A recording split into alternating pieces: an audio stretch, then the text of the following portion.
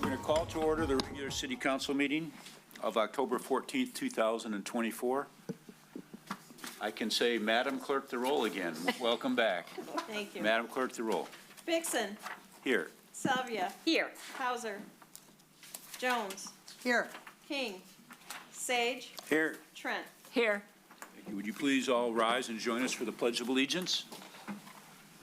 I Pledge allegiance to the flag of the United States of America and to the republic for which it stands, one nation, under God, indivisible, with liberty and justice for all. Thank you, everybody, for coming on this cool fall night. I think it is supposed to get warmer again, though. So I hope Saturday. So. So first we go to public comments, scheduled and non-scheduled. The community partner that's on the agenda, we are going to have that at the next meeting. So is there any public comment tonight from the gallery or Brian, are you back up there now? Hello, yes, I am. Welcome, and anybody there? Doesn't look like it. There are no callers, correct? Okay, thank you. Next is consideration of the minutes of the regular meeting of August 26, 2024, and September 9th, 2024, and September 23rd, 2024. Make a motion to approve. Motion by the Mayor Pro Tem. Is there support? Support by Councilmember Jones. Madam Clerk, the roll, please. Vixen. Yes. Salvia. Yes. Jones. Yes. Sage. Yes. Trent. Yes. Thank you. Thank you. Next is the approval of the consent agenda. First is consideration to approve the 51st annual Lanyap celebration. Next is consideration to approve the 2024 Christmas parade. We can tell what is coming. Next is consideration to approve the inaugural Reindeer Classic 1 Mile Dash. And next is the appointment of election workers for the November 5th, 2024 general election for early voting tabulation, absentee counting board, election day, and receiving board. So moved. Motion by Councilmember Sage. Support. Support by Councilmember Trent. Discussion, Mayor Pro Tem Salvia. Yes, I would just like to hear from Chief George regarding the inaugural Reindeer Classic 1 Mile Dash. Since this is a new event and it's going to be held right before the start of the Christmas parade, so a very busy time in our city. Just want to hear, are we confident public safety is going to be maintained with this additional event? Yes, very good question. This is a new event. Usually it's kind of a red flag when it's a new event because we don't know what to expect, especially on the same day as a Christmas parade. So at first I was a little adamant, but I talked to all the department heads and I don't think there's going to be an issue with it. Stephen Moran from Leader Dogs, he's kind of coordinating this. I've had a couple conversations with him. And if you know Stephen, he's probably one of the most organized people in town here when it comes to events. So I don't have any issues. We talked, we'll start this race probably about 1:20, 1:25, something like that. We'll have all the streets closed. The only adjustment is we'll shut the streets down maybe 10 minutes early. And they have tons of volunteers. Once the race goes, it's only a mile. It's from 4th to Drace and back to 4th. It should be a very quick race. And I'm confident that it will work out, and if we have to adjust it next year, we will. If we have to eliminate it, we will. But knowing Stephen, he'll do a great job coordinating it, and I have his word that it's going to work out, and he'll clean it up. So, and plus, it will entertain a lot of the people prior to the race. That's nice, and it's something different. You know, sometimes when you have events like this, you want to throw something in a little bit different. And Maggie, I talked to her a few times, and she doesn't have any issues as long as the police and fire don't, so. Okay, thank you. Yeah, you're welcome. I have a question, not about that, but Councilmember Trent. I don't have a question about the reindeer race, but You have a question on I the just, consent agenda? the statement, yes. Yeah. Yeah, about the election workers. It looks like that they're all filled. All the slots are filled for election workers and early voting tabulation? Is that, yeah, that's great. I just Good wanted to thing. Yeah. compliment you guys for that. And then the Thank you, Chief. inspection, it says we have inspections for, public list of inspectors contractors, so that's really good too. So I wanted to thank all of those who are volunteering to do this in a very important time of year. I think actually some of the people I've talked to are purposely want to step up and help for this election. So everybody realizes it's important. Yeah, so I wanted to make that statement, make sure that we all, I know we all appreciate that. Okay, Madam Clerk, the roll, please. Vixen, Yes. Salvia, Yes. Jones, Yes. Sage, Yes. Trent. Yes. Thank you. There's no old business or table items. There are no public hearings or legislative deliberations. First, the reports and regular business consideration to approve the Road Commission of Oakland County Winter Maintenance Agreement with the City of Rochester. Mr. City Manager? Thank you, Mr. Mayor. So A and C are both kind of, there are yearly, I call it Sparrows of Capistrano. They keep coming back every year, but it's a good thing. So we have worked out for A, we worked out a agreement with Oakland County that we take care of their winter maintenance, and then they share and bill us back. So it's a technical, they want a resolution that officially says that. So we do, again, we do it every year. So that would be for A. That's straightforward. Is there a motion? So moved. Motion by Councilmember Sage, Support? support by Councilmember Trent. Madam Clerk, the roll, please. Vixen, Yes. Salvia, Yes. Jones, Yes. Sage, Yes. Trent. Yes. And Mr. Mayor, for the record, for people watching, they will reimburse us $21,266.21. So that's what we expect to get reimbursed for, which is a 3% increase from last year. Okay. Next is consideration of request to authorize and approve the mill and fill project for Ironwood Court. Mr. So Jason, come on up, but I'm going to lead off with this. Thank you. So we've been talking about in goals and objectives, Ironwood, big project, part ours, part the apartment folks. But when we did our mill and fill with our curb and gutter program, we got a favorable bid because we couldn't do as much as we thought. So there's dollars left over for mill and fill. So Jason worked with our existing contractor, and we went out there and looked, and before we can get to a 100-year-old water main, the second transmission main, storm, all the stuff that needs to get done, Jason's been working with the contractor to fix the catch basins to start with, and then to do an overlay, and I'll let him explain that again, on our section of Ironwood, which will show them some love. It will buy us 5 to 7 years. So I think it's a good thing. It's a good investment. We wanted to do the whole thing, but it was $4.7 million that we didn't have, obviously. So I think this is a great intermediate. We'll let the departments obviously know what we're doing. I don't think they're ready to jump in and do their section yet, but we'll have taken care of our obligation to buy some time. So Jason, if you want to fill Jason, anything you got in anything there. to add? Yeah, just so that, I've went out and researched the catch basins, we're keeping them clean, we're keeping them root cut. But there's a lot of cracks, longitudinal cracks and latitudinal cracks that you can't really crack fill because the pavement has shifted. So if we mill and cap this, it will protect the infrastructure from the salt and the brine getting down there and aging it. The water main's off to the side, and so it's more on the edge of the road, but the storm drains and the other crossover drains are what's coming apart. So I think this will protect, and the drivability of that road, people complain every day. They do. I mean, they're getting their heads knocked on the ceilings with their cars. Oh, my gosh. Plus, it tears up our maintenance equipment when we're hitting these sharp edges and stuff. So it's gonna save on our equipment, make it a better place to drive until we can put together a yearly plan to put money away to do the right thing. Okay, very good. Any questions? Or is there a motion? Mayor Pro Tem Salvia. Sure. I have a motion to authorize city administration to spend not to exceed $70,000 of local roads on Ironwood to do this project. Motion by Mayor Pro Tem Salvia, support by Councilmember Jones. Madam Clerk, the roll, please. Vixen, Yes. Salvia, Yes. Jones, Yes. Sage, Yes. Trent. Yes. Thank you. Next is the consideration request to authorize and sign the 2024 to 2029 state trunk line maintenance contract.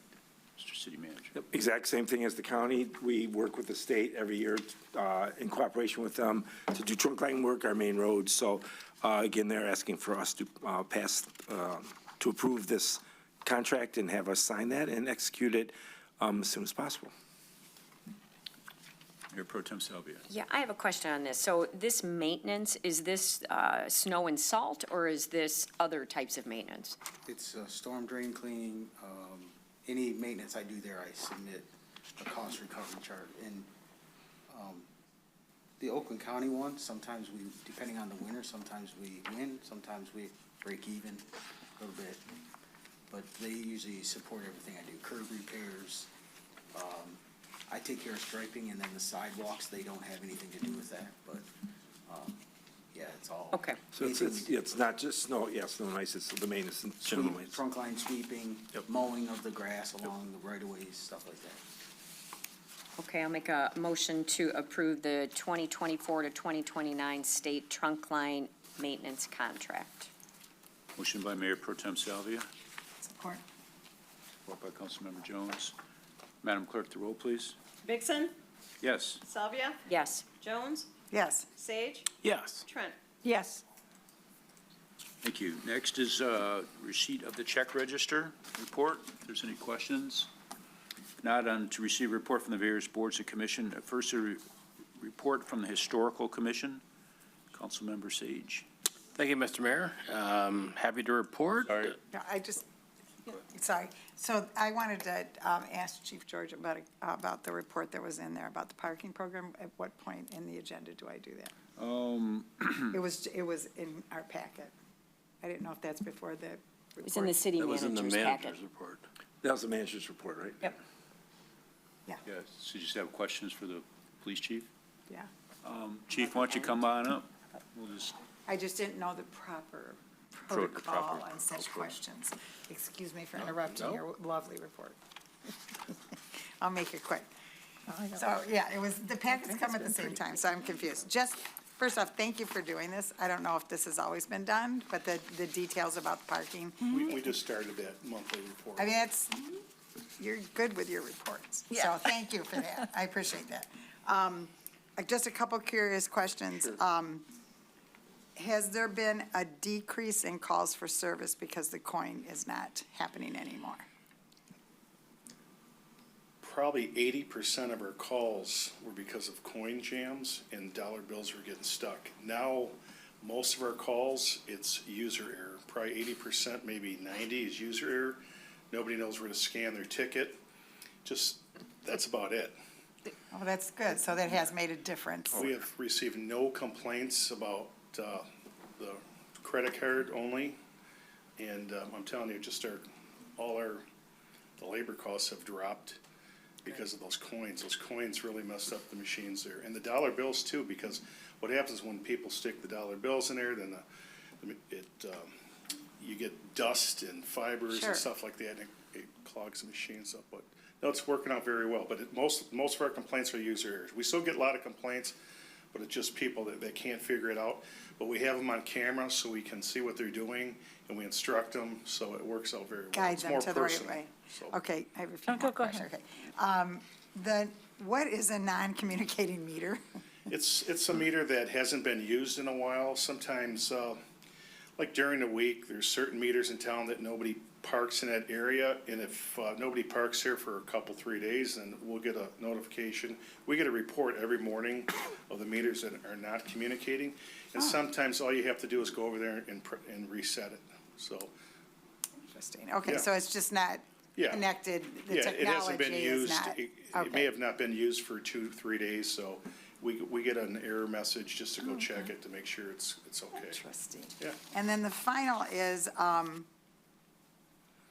so the free parking, is that number the hour before the parking hour structures free. start charging? Are you talking the structures? Yeah, so that's before, The parking deck is free parking for the first hour. So And that's what after that, that it's is. $1.25 per hour with no limit. okay. And then my final question is the $43,000 in unpaid tickets. How do you address that? Well, that's one of the biggest issues that we have here. I just ran a report for the last 4 years, and we have almost $90,000 unpaid tickets. And there's a problem with that because we don't have a collections company, and our district court's not involved with our parking citations. So as a result, we're bringing this up at the PAC meeting on Thursday. We've looked into a company identified as Universal Fidelity, and they want to charge us 24% to go after all the non-payments. So 24% is better than zero. I mean, we're receiving zero. And they don't get paid unless they get the, Correct. so, Yeah, so there's an agreement they want us to look at, but we're going to bring this all up Thursday, and I'll have our city attorney review that too, so. Is that PAC meeting this Thursday? It's this Thursday at 4:30. Yes, the agenda went out, I think, for last Friday. There's a lot to discuss, but we have honestly, there's a lot of good ideas to continue enhancing the program, so. that was it for me. Well, actually, that was Member piggybacking on that. I was curious about collections of that, so. Yep. But isn't there, I thought there was a mechanism that if you don't pay your parking tickets after a while, it goes somewhere. The only thing we have is Should we we have let a city ordinance. If you have 6 unpaid tickets or more, we can impound your vehicle. But other than that, they can just go to another city and start all over again. Correct. Okay. Is that true on all cities, or is that, Yeah, back in the days, a lot of district courts were involved with parking, but it's just too much. It's a Yeah. lot. I mean, our guys write 400 or 500 tickets a week. Yeah, that would And clog that's up just, the court. that's Such a- overwhelming. yeah. That would just overwhelm their staff there, so. It's But I think basically this is gonna be a good Yeah. alternative, so. yeah, 24%'s good. Yeah, okay, thank you. you're welcome. Thank you. I would imagine that's, Pretty good, I mean, for I was gonna say, collections. that's probably an easier collect too than Yep. other things, Yeah. Speaking from a business owner perspective. right? All right, next is a report from the Historical Commission, Councilmember Sage. Thank you, Mr. Mayor. So we're happy to report, we did sell 1 historical plaque under that program, and 2 DUR books this past month, so that was very exciting. I think it was to me. Obviously, conversation continues regarding the Greater Rochester Heritage Days financial assessment. I think there'll be continued discussion because, in fact, Sunil actually reached out to me today, so I will be getting back with her to clarify any issues. I think the report should be amended. The festival did not lose money. It actually made money. So Glad to hear that. we'll get to that. But I think the commission is concerned about the path forward for the festival itself. We probably need to re-envision the festival itself as well as the organizing committee that handles that, whether it's renewed partnership with Dinosaur Hill going forward or something separate. So I'll have further updates on that. And then lastly, Dr. Petrie would like to be the liaison to the cemetery committee in his capacity as chair of the Historical Commission. Is that possible? So moved, Yeah. right? For Okay, sure. We got a lot going Great. on, too. Perfect. That's it. okay. Thank you. Next, a report from Rochester Area Youth Assistance, Councilmember Jones. Yeah, okay, we had our meeting on 9/25, and we have a spaghetti dinner coming up, which I put in front of everyone. Okay. We have a mod pizza fundraiser on 10/22, so everything, there will be a part of the proceeds from every sale will go to us. I don't know if I reported before Arts and Apples, we worked the gate for the first time, so we didn't know quite how this was all going to work out, but it was a beautiful day. We made about $1,100, so that's not bad. It's more than we usually make at a spaghetti dinner. And 50,000 people attended Arts and Apples, so that was a great success. We have an event at the public library. It is part of our Family Ed program on 11/7, Connected but Disconnected, Fostering Genuine Communication. And our next meeting is November 26th. No, it's not. It's October. It's next week. Sorry. Thank you. Next is a report from the Zoning Board of Appeals. Mr. City Manager. Thank you. We had one item on our meeting on September 25th. It was at 624 Quarter Street, a unique situation. A home was built in 1908, all the way at the back of the property. So there wasn't other homes around at the time. So for whatever reason, obviously there wasn't a zoning ordinance there. They built the home within 5 feet of the rear property line. So this gentleman bought it, and his wife, and they were going to tear it down and build another big one. They thought, it's got character. We don't need a giant house. So they decided to renovate the home. And then they made it through one winter, and it's like, we really need a garage. There is no place to put a garage because it's from 5 feet on one side and 10 on the other side. So the only place to put a garage would be built in front. Because we don't allow the carriage-style garages, they needed to detach it. So went in front of the board, got support from the neighbors, because the house, it looks just like a mini house kind of in the front. So the zoning board did grant it. They looked at every option. Why not attach it? Why not do this? Why not do that? But they ended up allowing him to have a detached garage with a front load, so it's not a carriage-style garage. So the ordinance was intact on that portion of it, and the way they were able to make it with windows in the front, it looks pretty good. So they approved that, and that was the only item on that agenda. Very good. Thank you. Next is a report from the Sister City Committee. Okay. Marilyn's going to take that. Trent. All right, so on October 1st, Pat McKay, the executive director of Rochester Hills Museum, gave us some history, and he visited, and we have them, different nonprofits and other organizations. We invite them to present to us, and it was his turn. He reviewed all of his services he provides for basically the Tri-City area, which I know you guys, he's presented here, and they are a long, long list, and he says that they're not, he doesn't have them all listed, but it's a nice, long list. So one thing I didn't know about was they used to not charge for photos, but now, because it's so popular and it's so picturesque, that they had so many people coming that they needed to manage that. So if several groups showed up at once, what would they do? Oh my. So they decided it would be nominal for schools, like homecoming and prom is also for those as well, and individual photos, but for commercial use, it's more. And then he also wanted to thank us for the service agreement we have with them now, and we're be assured we get more than our money's worth for the city of Rochester with the agreement that we have for them.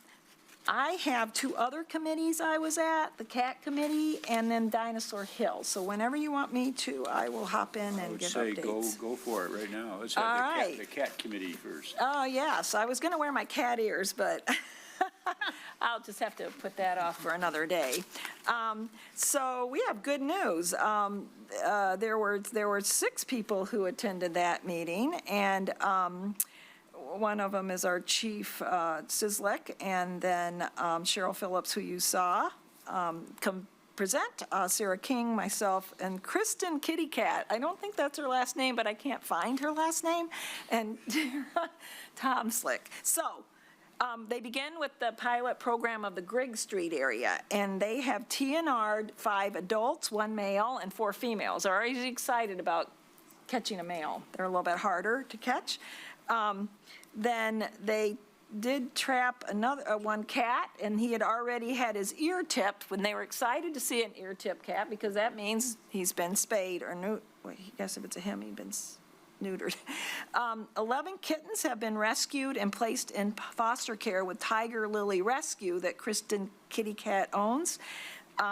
And then previously Heavenly Paws rescued another litter, and several neighbors reported taking in and adopting out keeping kittens themselves, for a total of 20 kittens rescued from Grigg Street. So I think that cuts us down to about less than 100,000 cats that will, if we're going by the 2 million.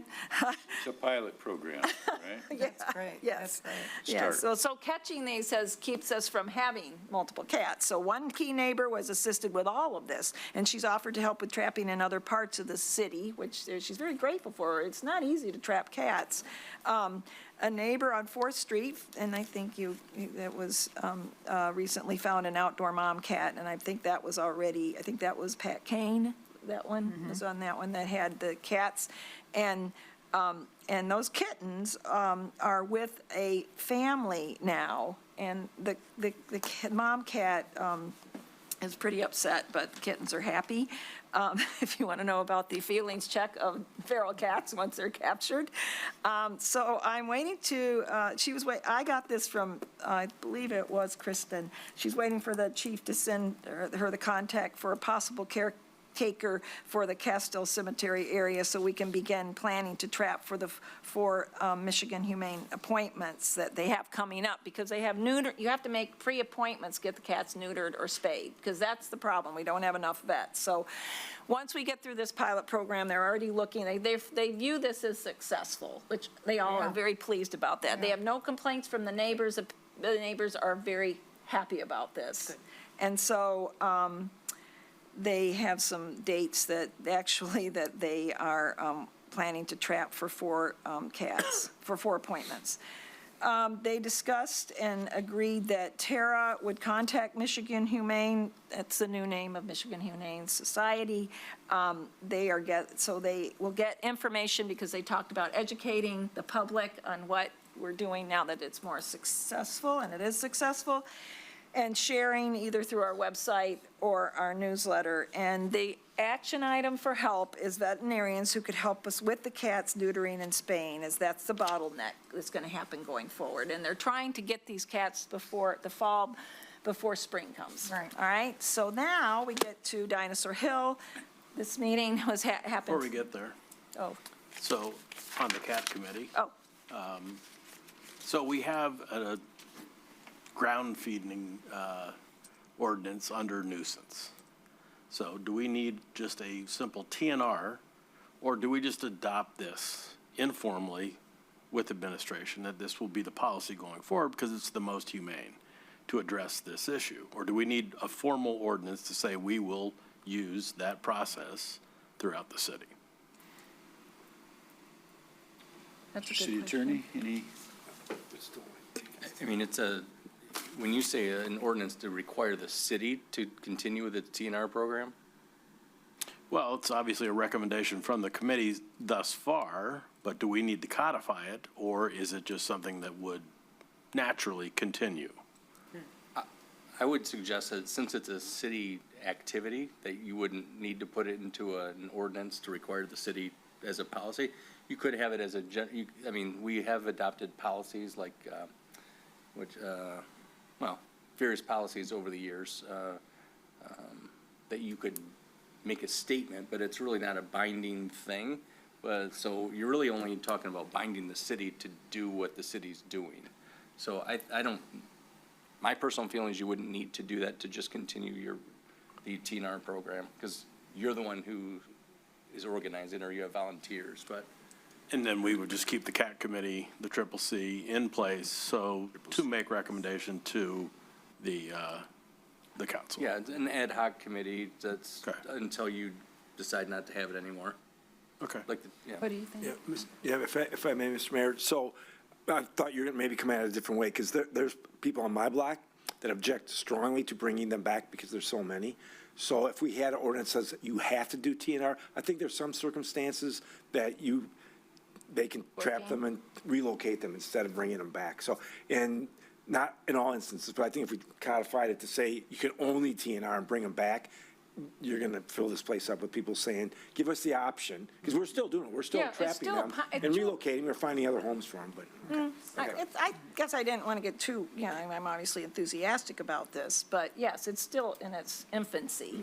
We haven't run into any problems yet, but this was a neighborhood that was very active and proactive, so.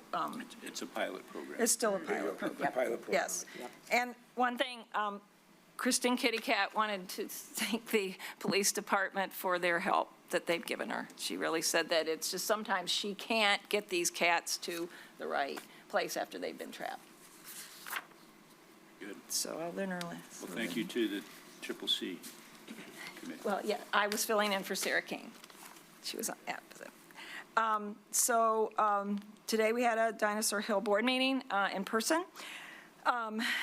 Sue Neal, the executive director, Julianne Morian, the vice chair, Nick Gatos, myself, were there at the meeting.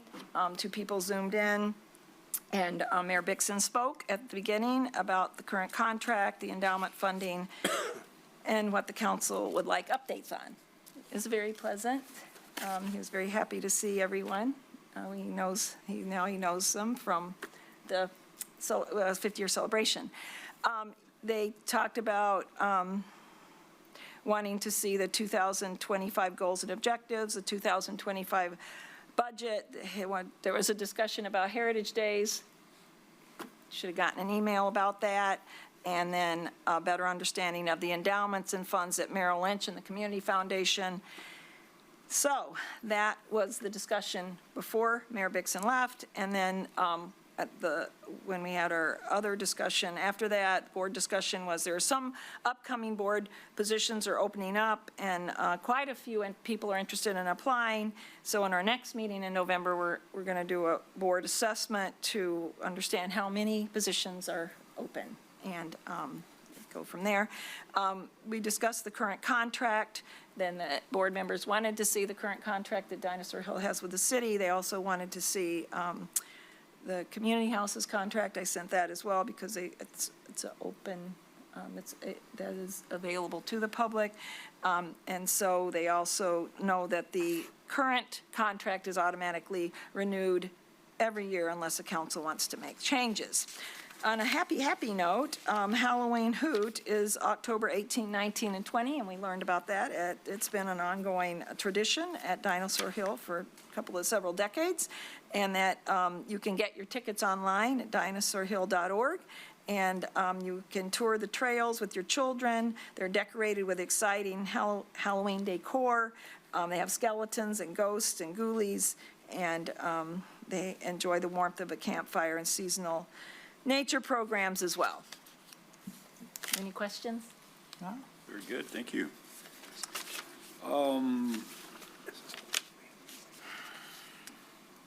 Next is report from the Planning Commission. That will be me. We had a meeting October 7th. We approved 3 parking in lieu for a new coffee shop that's coming in. There were some complications so that passed. Then we got to 339 East Street, which is the old Moon River Soap Company, and there's an issue. They want 30-some parking in lieu, and there were some questions on that. There were some questions on the building itself, and we ended up tabling that. City administration is going to come back with more information on parking in lieu. Parking in lieu became somewhat of an issue because it's where does it end? Can you just have hundreds and thousands of parking in lieu, and where does it all stop and start? And is it appropriate? Is it not appropriate? So we talked about that. And then there was, after that, we set a public hearing for another parking in lieu. So, I mean, this is an issue that is now confronting us all the time. I think Planning Commission is going to end up taking a look at it, and our council might have to take a look at it as well. And then we set up a public hearing for Paul's on Main Street. They're going to have some facade changes and some site plan approval. And also the main walkway, is that for Rah-Rah? Yeah, for Rah-Rah is doing a canopy for them there. Oh, good. So that's what happened. So the Moon River was tabled, and it's going to be coming back probably for a vote at the next meeting. Okay, next report from the City Beautiful Commission. Councilmember Jones. Gotcha. Okay. So, as always, we had a robust meeting going over what had recently done. Colin comes with me, and we talked about all the things in the park, kind of a year-end wrap-up, from the cornhole things to all the benches to how we treated the river, and most importantly, to talk about the All Abilities Park, which I'll give Marcy and Anthony a shout-out for getting that through. Marcy is a detail person, and she put on the best ribbon cutting, and thank you for everybody that went there. And it's a beautiful facility. Go there all the time and watch. Everybody seems so happy there. It's so interactive, and I think that's the next standard that we want to, when we're doing things like that. So when we do the big All Abilities Park next spring, it's going to have that same feel to it. It's crisp and clean and maintenance free, and it was great. And thank you to Jeremy and Anthony. We had these people calling 911, I think, about there's dinosaurs walking around the parking lot and what's going on here. And so Anthony is a costume collector, and he had 2 dinosaurs. So Jeremy and him got into a costume, and I know it was really hot that day. So we appreciate what they did and added a little flair for the kids and stuff at the ribbon cutting. So that was great. Then we just talked about their next year, setting up the beginning discussions on goals and objectives, what other gardens they want to do, finish up the wet meadow project. And they've really become a group that's very energetic. They're doers. They'll go out, and they're out taking care of the different pockets in the park. They know the community house is getting looked at, so how can they get involved in the community house, or around the community house when that's all done in next year. So again, we just basically went over the budget, what we finished this year, and then what they plan to do and ask for next year.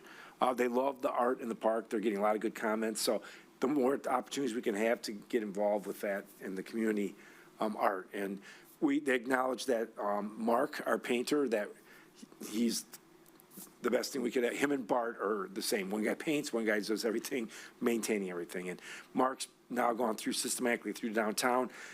We're in a rash of graffiti, and I know you guys send me pictures all the time, and it's horrible. We get it done, and it's done again. And we have cameras all over. We're doing everything. These guys are like ghosts. They're in and out. And the stuff that was on that west deck was very disturbing. They did 100 feet of the whole upper. They had to rappel to get out of there because we couldn't catch them in the stairwells anywhere, unless they get in cars and act like there's just nobody driving. I don't know, but horrible stuff. So Mark's going, he painted all the electrical boxes downtown. It's all gone now, and it's with paint that we can get it off if they paint on it. Mr. Rewald, he painted part of the bridge underneath when we did the new gazebo down by the amphitheater, and they hit it again. So our guys are down there trying to get it. So it's hard to keep ahead of these people, but we're going to catch them, and we're trying cameras and everything we can. But I don't understand how people, it isn't just a tag. They're like painting 5 different colors of paint. It's got to take an hour. And you see people on overhangs when you're driving through an express, like, how could they do that and not get caught, or how they even get up there? Same thing going on here. So we're aware of it, and everybody's doing their best to keep track of it. And so overall, great meeting, high energy, and they're looking forward to do more things next spring. Good. Chief, we look forward to your hunting the bad guys. Yeah. Thank you. Now on to public comment. Is there any other public comment? Doesn't look like it. On to general miscellaneous. Mr. City Manager. Just one thing, again, recognize Jeremy Peckins. He was recognized at the Pinnacle Awards for those of us that could get there, and him and his partner, I'm going to get it right here, Jordan Gettle from Genesis Credit Union. So their project, and as Jeremy was part of the class, the last leadership class, their project was they came up with, by the fridge, there's a little mini library out there with financial help. So it's very not in your face. It's like, hey, if you're able or you need to use the fridge, here's some financial help that Genesis has a program. They've sponsored it, put seasonal flowers around. It's a nice little touch there. So they were recognized for a community project and at the Pinnacle Awards, like I said. So thank you, Jeremy, for that work and putting the effort in to keep it stocked. And Genesis takes over and bears the responsibility, but he had to get it going with them. So it was appreciated. And I think that's about it. Obviously, I talked to Christy today, and things are ramping up. The lights are going up great.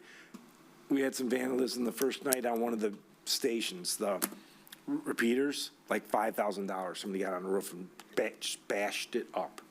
So they have to get on a roof and then take a sledgehammer and bash it. Why would you do that? So it's always something. So Are we doing anything? yeah, I mean, we're Chief? doing everything we can, but We, yeah. Yeah. Somebody will call in the morning, it's like, oh, come on, man. So, and then you can see the season, we're having, Jason's pulling the dining decks starting tomorrow. We, email went out to everybody on the sidewalks to get that out by Friday because the Halloween walk, candy walk is Saturday. So we'll clear the streets of the sidewalks of all the outdoor dining. And then just going at curbs and gutters and wrapping up stuff. The Lot 12 came out great behind Give Thanks Bakery. I saw that today. She had, the owner, Give Thanks, had a lot of patience, but she's very thankful. It looks really, really good. I mean, did a great job. The contractor ran into some problems, but they got through it. Again, trying to communicate with the businesses to try to help us out. We literally, Jason got the VFW, or was it VFW? American Legion, to allow us to put temporary dumpsters in their back parking lot so people didn't have to walk 3 blocks with their garbage, which was very nice. Some people were literally opening the gates with no dumpsters and throwing it on the ground in there. It's like, so we rip open the bags and we're going to take it back and say, I think you left something in your alley, in our alley. You know, why don't you just keep this and bring it back when we put the dumpsters back in? So again, education is the best that we can do. Turning up the politeness, as Chief would say, the best that we can. So we're wrapping up all the concrete and the asphalt work. Every homeowner site, Randy's been out there telling them you have X amount of days to put a temporary hard surface sidewalk in. We can't go through the winter with sites unclean. Main Street, if Greg's not going to finish the other condos, get it down, fill in the hole, start over in the spring. So we're little details like that. We're really getting the word out early so they have time to get it done.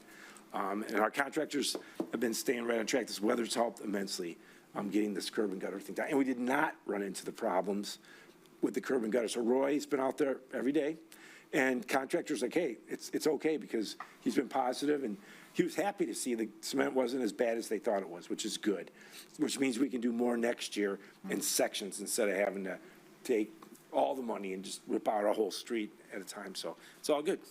That's it. Well, if Roy's happy, we're happy. We're happy. Happy Roy, happy everybody. Madam Clerk? Election is going well. We've issued almost 4,000 absentee ballots. We've gotten 1,000 of them back. Early voting starts next Saturday, the 26th. Hours and the dates are listed on our website and everywhere else I could. A reminder that for council, for your next meeting on the 28th, we're going to share this room. We talked about that early on. I will push the voting booths back and have a limited seating in here and see if we can fine. make that work. It's fine. I'm not sure that limited seating will work out. Where will everyone sit? What if there's a skateboard issue or something Yes. like that, right? We'll have, keep that. Yeah. That's all, Your Honor. Thank you. Thank you. Mr. City Attorney, Nothing, thank you. Mayor Pro Tem Salvia? Yes, I just wanted to thank City Administration for the ribbon cutting for All Abilities Park, and I guess my question is it findable in Google Maps for people who are looking for our playground? So just a question there. I'm almost positive it is. Yeah. And then also question, as I was doing my open enrollment for healthcare, when is the city's open enrollment? November 1. So just want to have some more discussion on how to keep our healthcare costs as low as possible. So, thank you. Councilmember Sage? Nothing this evening, sir. Councilmember Jones? I think a few things were talked about just in the last couple of weeks. How much we have going on in our city is pretty amazing. I'll let Councilmember Trent talk about the 50th anniversary of Dinosaur Hill, the All Abilities Park opening, Sunrise Pinnacle Awards, just to name a few things that happened over the last couple of weeks. I want to thank Madam Clerk for all the work she's doing, getting ready for the elections. And we also have gone out and talked to 3 different skate park companies. There is, I have heard, a contract in-house that is being reviewed by the attorney, and so it's moving along. So it will Yes. come in front of City Council for review and voting. Not the But 28th. Coming to- Not the next meeting, 28th. right? No, this is going to be a little bit of ways, correct? Yeah.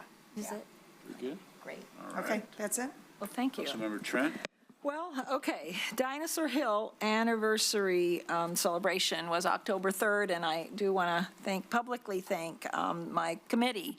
And you guys got handout of the pictures and how fun those who didn't make it. But Nick Gatos, Deb Jones, Janine Krupp, and Mayor Pro Tem Nancy Salvia, Councilmember Deb Jones, Dan Sinkowitz, Stephanie Smith, and myself were on the committee. But we had a lot of help. We got help from Ginger Kettleson, Margaret Whittick, and Amanda Felk, who's the program director of Dinosaur Hill, was a big help, and then the city staff as well, and they attended. And Over 50 people came. They learned a lot about the history, and like I said, I read some of the history from 10 years that had been written up, and as a tribute in the late 1990s, and there was, each time it said, and it was a lot of work. So that is a lot of work that was done, and I know a lot of people had a lot of good time. A lot of the people who helped build and do the work came, and I got emails thanking us in the city for putting this on. So 6 council members came, 2 board members came, Nick Gatos and Julianne Morian. Like I said, Ginger Kettleson and Jane Hoyle were 2 of the founders came, and they spoke. Mayor Bixson spoke. Mayor Grimel spoke as well as an Eagle Scout and how much it meant to him.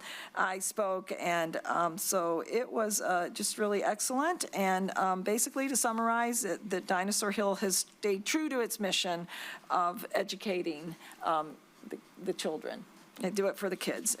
So everybody's excited for the next chapter. So Sunrise Pinnacle Awards, it's been busy. I wanted to to congratulate our very own Jeremy Peckins, Planning and Zoning Administrator, along with Jordan Gattell, that they got the Greater Leadership Rochester Award, and I guess it's called Leadership Greater Rochester Award for their concept and implementation of a free financial literacy information mini library that will be next to the fridge for the free food that the city gives. It's like a mini books that we have, those mini book libraries. So I thought that was quite clever. But Sunrise is always is always a wonderful opportunity for businesses, leaders to come together and recognize and celebrate the successes of other businesses and nonprofit leadership, and they've added also municipalities in it as well. So thank you to Maggie Bobbitz and her team for putting that on every year. The Rochester Hills Public Library celebrated its 100 years of literacy and learning with a gala on Saturdays, October 12th.